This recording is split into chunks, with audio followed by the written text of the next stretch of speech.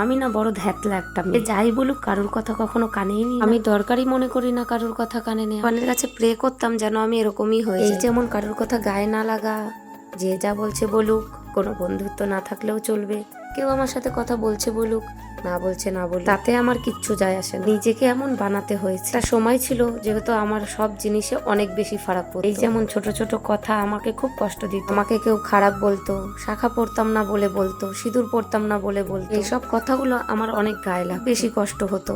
একা একা কাঁদতাম, ছিল না কেউ আমার পাশে, আমি একা একাই দিন কাটিয়েছি। আর মা সবসময় জন্য একটা কথা বলতো যে জীবনে ধৈর্য ধরতে শেখ, দেখবি অনেক কিছু পাবি। ধৈর্য ধরেছি বলেই এত দূর পথ চলতে পেরেছি দুজনে একসাথে। না হলে গ্রামের মানুষের কথায় এবং পরিবারের কথায় কবে আমাদের সংসারটা ভেঙে দুটুকরো হয়ে যেত। আজও অনেক মানুষ আছে আমার মতোই ধ্যাতলা, যারা কিনা নিজের সংসারকে বাদ দিয়ে আমার সংসারের প্রতি নজর রাখে। এই যেমন আমি কি কাপড় পরলাম, ওড়না নিলাম কিনা, কি খেলাম, কোথায় যাচ্ছি, কেমন ভাবে আছি আমরা একসাথে। তো আমিও একটা জিনিস শিখে গেছি, যে আমাকে দেখে জ্বলবে তাকে আরো বেশি জ্বালাও, সেটা যেই হোক না কেন, হোক না তোমার বাড়ির লোক, হোক না গ্রামের লোক। আমি একা একাই থাকি আর আমার দিনটা খুব ভালোই কাটে। হয়তো বন্ধুত্ব নেই, তাই বন্ধুত্ব থাকলে হয়তো এই আনন্দে থাকতে পারতাম না। সে বন্ধু তোমার যতই ভালো হোক, তোমাকে নিয়ে সমালোচনা করবেই। সে শিখে গেছি জীবনে ধৈর্য ধরা। আর জানো তো, আজ ভিডিও বানাচ্ছি 3 বছর ধরে, তাও কোনো সফলতা পেলাম না, কিন্তু আমিও সেরকমই হাল ছাড়বো না।